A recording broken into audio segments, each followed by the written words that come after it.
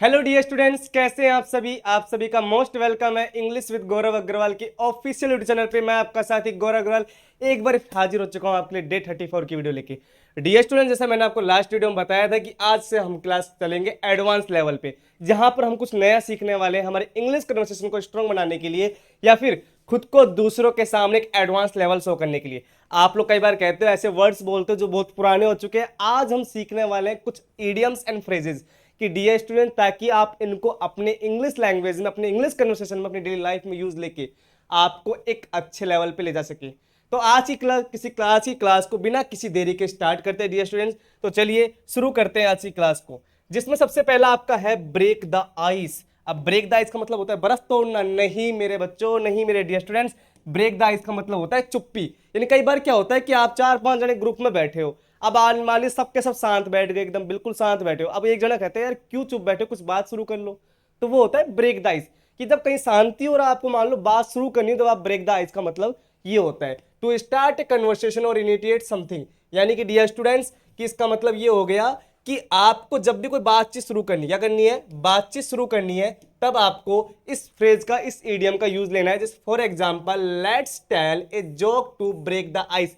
चलो एक कोई भी क्या बता दो, जोक बता दो, यानी कि चुटकुला बता दो, कि यानी कि टू ब्रेक द आइस, इन चुप्पी को तोड़ने के लिए, बात को शुरू करने के लिए।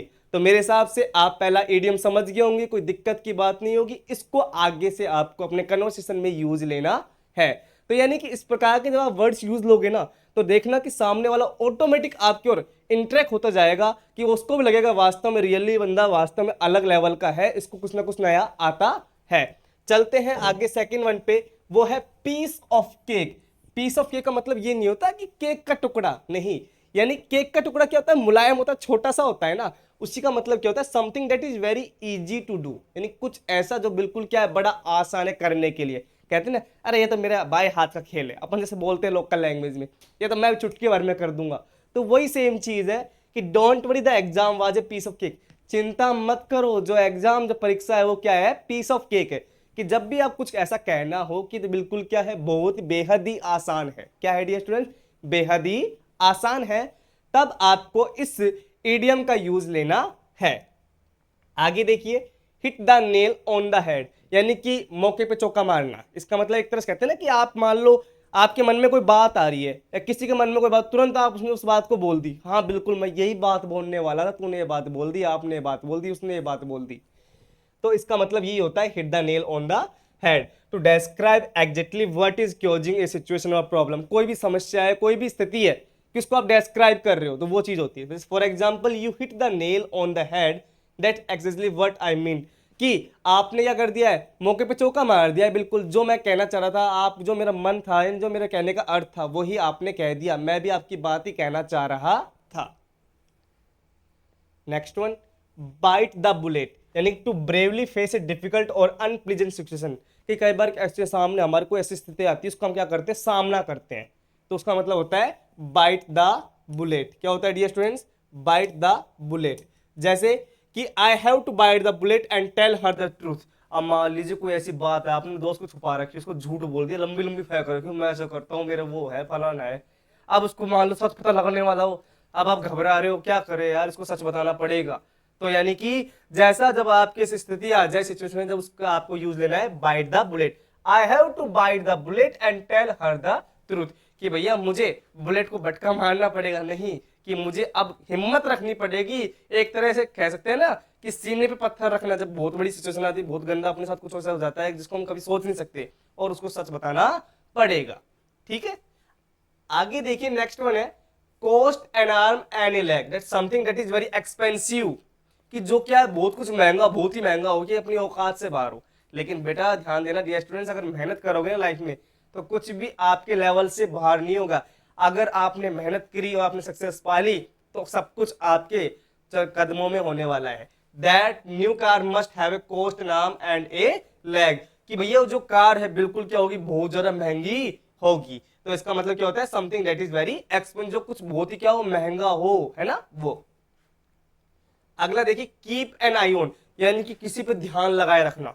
जैसे आजकल देखो, आप जानते हो बाहर कंट्रीज में तो सिटीज में जो बाहर की जो कंट्रीज होती है वहां पर तो कैमरे होते हैं, सुपरविलेंस कहते हैं ना कि कैमरे बहुत सारे होते हैं। लेकिन हमारे यहाँ इंडिया में तो हमारी दादी अम्मा होती है ना सोसाइटी में, बालकोनी में खड़ी रहती है। मजाक कर रहा हूँ, सीरियस मत लेना, वो एक सीसीटीवी कैमरे से कम नहीं है। मतलब वो बिल्कुल आंखें बंद एक तरह से उनकी रहती नहीं है, एकदम सटीक रहता है, पूरे दिन नजर रहती है उनकी हर जगह वैसे इस प्रकार से ना। तो example, can you keep an eye on my bag while I go to the rest room. क्या तुम मेरे बैग का ध्यान रख सकते हो जब तक मैं कहा जाता हूँ रेस्ट रूम में, थोड़ा रेस्ट वेस्ट कर जाता हूँ, कहीं जा जाता हूँ। ठीक है, तो आपको कभी भी किसी कहना हो कि भाई साहब मेरे बैग का ध्यान रखना, भाई साहब मेरे बच्चे का ध्यान रखना, तो जब भी आपको ऐसे वर्ड यूज लेना, क्या लेना, keep a eye on, please keep a eye on my child, I am coming from there. Okay, तो इस प्रकार से आपको इस टाइप के वर्ड्स का यूज लेना है। नेक्स्ट वन है jump on the bandwagon, यानी to join a popular trend activity. कई बार क्या होता है, बहुत कुछ इंडिया में हर हर जगह कुछ ना कुछ ट्रेंड चलता है, पॉपुलर हो जाता है, कोई ऐसी एक्टिविटी है जो आजकल पॉपुलर हो रही है। अब इंस्टाग्राम पे कुछ ऐसे रील्स जो ट्रेंडिंग कर रहे हैं, हर कोई देखता है कि चलो हम भी बना लेते हैं, क्या वो पॉपुलर हो जाएंगे। तो इस टाइप के लिए आपको यूज लेना है कौन से आइडियम का, jump on the bandwagon. कि example, everyone is doing yoga these days, कि हर लोग इस दिनों क्या कर रहे हैं, योगा कर रहे हैं, व्यायाम कर रहे हैं। I think I will jump on the band wagon, चलो मैं भी क्या करता हूँ, योगा करना शुरू करता हूँ, या भी मैं भी इस चीज को फॉलो कर लेता हूँ।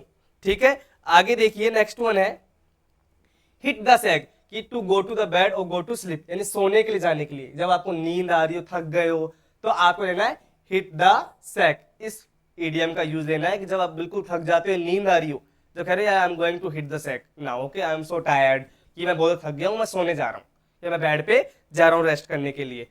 For example, I am exhausted, I am going to hit the sack early tonight, कि मैं आज बहुत ज्यादा थका हुआ हूं। इसका मतलब क्या होता है एक्सॉर्टेड का, थका हुआ, थका होना। ठीक है, I am going to hit the sack early tonight, मैं जल्दी रात को क्या होऊंगा, बेड पे जाऊंगा, सोऊंगा, मस्त नींद लूंगा बिल्कुल।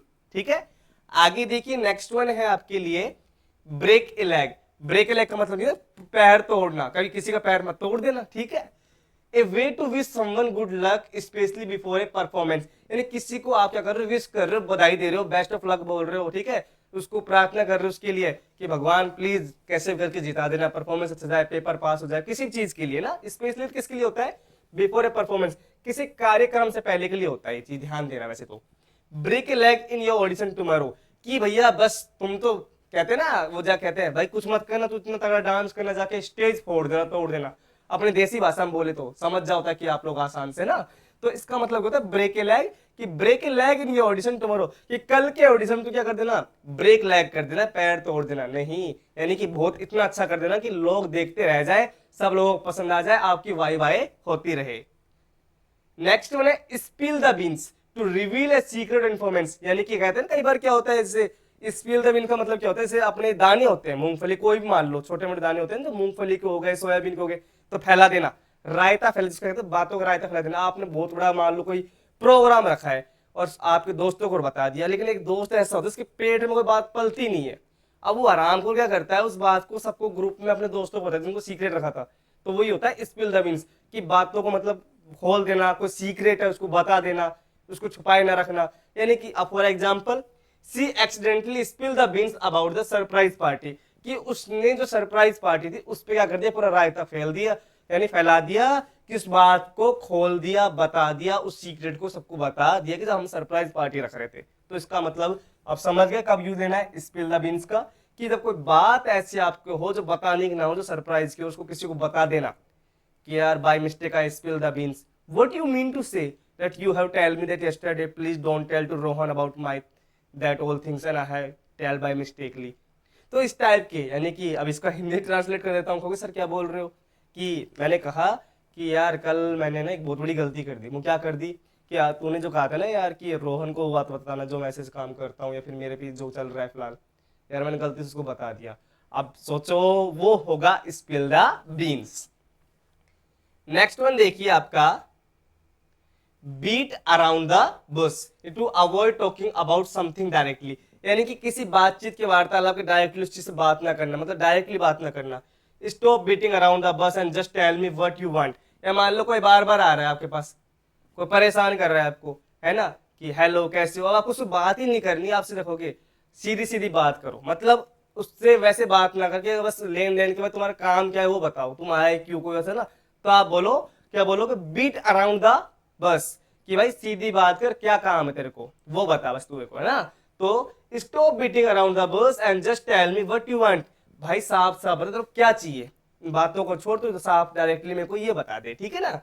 नेक्स्ट वन है go the extra mile, go the extra mile to make an extra effort, यानी कि माइल का मतलब ये तो सर मील नहीं है, माइल है। टू गो एक्स्ट्रा माइल यानी कि बहुत ज्यादा संघर्ष करना, कि ना किसी चीज को अच्छा करने के लिए हम उसमें ज्यादा मेहनत करते हैं ना, तो उसके लिए कौन सा इडियम यूज करते हो, go the extra mile. She always go the extra mile to help her colleges, कि वह बहुत ज्यादा कठिन परिश्रम करती है, बहुत ज्यादा एफर्ट्स लगाती है कि अपने साथियों की मदद करने के लिए। कॉलेजेस क्या होते हैं, अपने साथी होते हैं, जो मित्रगण होते हैं, फिर आपके साथ के जो भी लोग होते हैं ना, उनके लिए होता है ये वर्ड, ठीक है ना। नेक्स्ट वन देखिए आपका under the weather. Under the weather का मतलब ये नहीं था कि मौसम के नीचे, नहीं, फीलिंग स्लाइटली इल और नॉट वेल। अब देखो कई बार ऐसा होता है ना, आप लोगों ने सुना होगा बादल हो गए, मेरे पेट मतलब हड्डी में दर्द हो रहा है, पैर में दर्द हो रहा है, सिर में दर्द हो रहा है, तो मतलब कई चोट होती है अंदरूनी, तो उससे क्या होता है, बादल होने से सूजन आ जाती है किसी इस टाइप कहते हैं, और बादल से मेरे पैर सूज गए, तो आप उसको कहते हैं अंडर द वेदर, यानी I can't come to work today, कि मैं आज काम करने नहीं आ सकता। I am feeling a bit under the weather, कि मुझे अच्छा महसूस नहीं हो रहा, मुझे लग रहा है कि मैं थोड़ा बीमार हूं या फिर अनहेल्थी हूं, स्वस्थ नहीं हूं, ठीक है। नेक्स्ट वन देखिए हिट द जैकपॉट, जब किसी की लॉटरी लग जाए या फिर किसी को अच्छा पैसा मिल जाए, तो उसके लिए ये ईडीएम का यूज होता है। जैसे इसकी मीनिंग देखते हैं, टू अचीव ग्रेट सक्सेस और win a large amount of money, कि एक तो बड़ी सफलता पाना या फिर एक अच्छी अमाउंट में, बड़ी अमाउंट में पैसा प्राप्त हो जाना।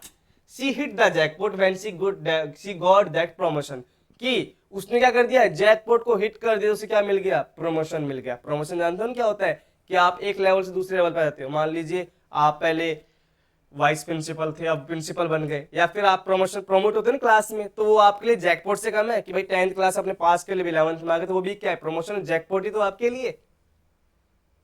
तो डियर स्टूडेंट्स लास्ट वन है ब्रेक ए प्रॉमिस। कौन सा है, ब्रेक ए प्रॉमिस, यानी कई बार क्या होता है कि आप कहते हो कोई आपको इनवाइट करने आया, भाई देखो पक्का आना है, हाँ भाई मैं बिल्कुल आऊंगा, लेकिन आप कई बार ऐसे मूवमेंट आ सकते हैं कि मैं वादा तोड़ना नहीं चाहता, लेकिन मैं आ नहीं सकता, देख भरोसा नहीं तोड़ना चाहता तेरा, कहते हैं ना इस चीज का। तो यानी कि to not keep a promise और कमिटमेंट, कि किसी को विश्वास में ना रखना, एक साफ बात है कि भाई इसको वादे में रख दिया, तो कहता है यार भाई यार 500 रुपये की जरूरत है, तो खैर आप कह दो हाँ दे दूंगा।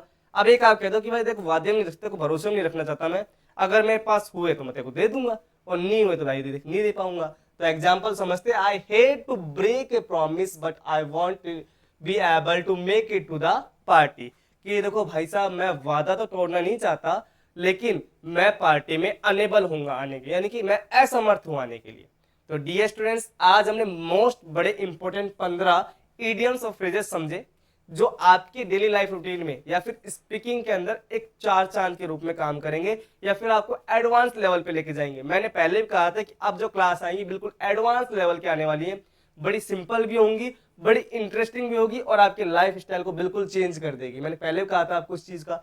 तो आज की क्लास में इतना ही। अगर आप चैनल पे न्यू हैं तो प्लीज लाइक कीजिए, शेयर कीजिए, सब्सक्राइब कीजिए, और आपको इनमें से करना क्या है, आज इन 15 इडियम फ्रेजेस में जो सबसे अच्छे 5 लगे हैं वो प्लीज कमेंट में आपको करने हैं, ठीक है।